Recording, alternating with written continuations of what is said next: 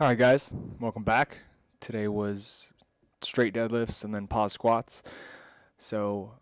Today I was set to do a triple at 9 for my top set, and I really felt like after last week's 585 for 4, I was totally good for 600 for a triple, which is a big long-term goal of mine. So going in, the day started off just the way I thought it would.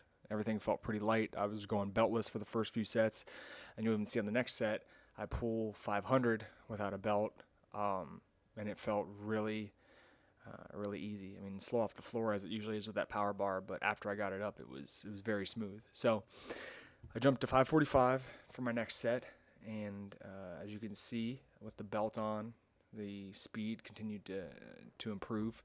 I always feel faster with my belt on because I can push through it. Off the ground, obviously a little slow, and then once I get it past my knees, pretty easy. So 545 for 3, pretty damn easy there. So I figured go up to 575, see how it feels. Um, as you can see, almost a little bit faster than 545.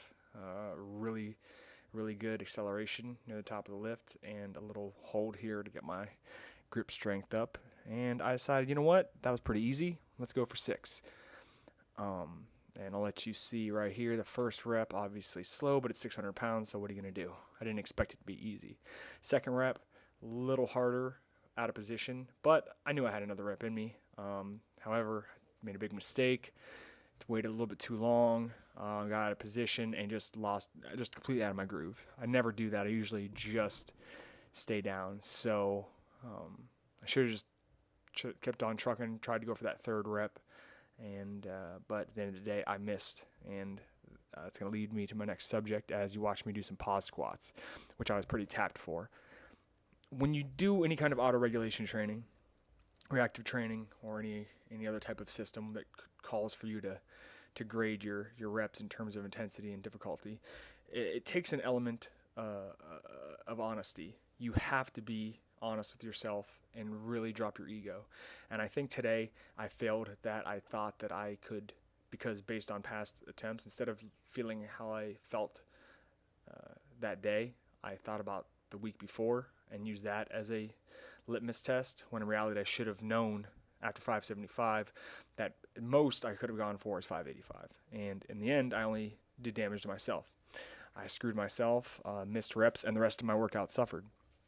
So at the end of the day, you just really have to drop the ego and leave some in the tank sometimes. It's better than missing a rep.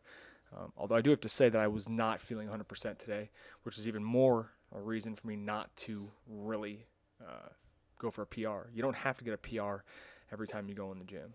You know, I harp on it a lot with people I coach, trying to moderate their intensity, and I find myself being a hypocrite a lot of times because I just want to get better, and sometimes I lack the patience necessary in that kind of pursuit.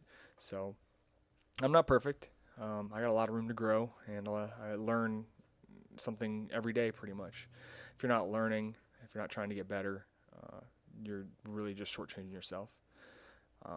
As you can see, here's my last set of pause squats, and even though they looked pretty fast, I was getting fatigued, so I chalked it up as a 9 on the fatigue scale. As you'll see, the same thing happens here. Whenever I feel like I can't get the desired number of reps with decent technique, or I feel these are high bar squats, by the way. If I feel like I can't get the number of reps as smooth as I would like, or I feel like something's twinged, I'm going to be putting myself in a delicate position, I always just hit 9, and I just put down 9, and that's it. Move on to the next one. Right here, I just jumped right into, this was my first set, and I knew that I was pretty tapped at this point. I mean, I was struggling here, so I didn't feel the need to push it any further on the squats. So I dropped down to 280 and just wanted to get some work in. I wanted to get a couple drop sets in here, a couple low drop sets, because I felt like I had rushed to hit that 9 on the first one. The high bar is very awkward for me, very alien. I mean, I've gotten a lot better at it, but it's still something that I don't like to do. It does force me to stay more upright, which is something that I hope it carries over into my low bar squat, because like I said, that's a big issue for me. And here's the last set. So Mike just sent me my report my training plan for next week. It looks like I'll be deloading, and I will have my skills test next Saturday. So I'm very excited about that. And the deload could not come any sooner. I'm feeling pretty run down, but if the pass is any indication, when I feel run down, that means I'm just about to smash some PRs.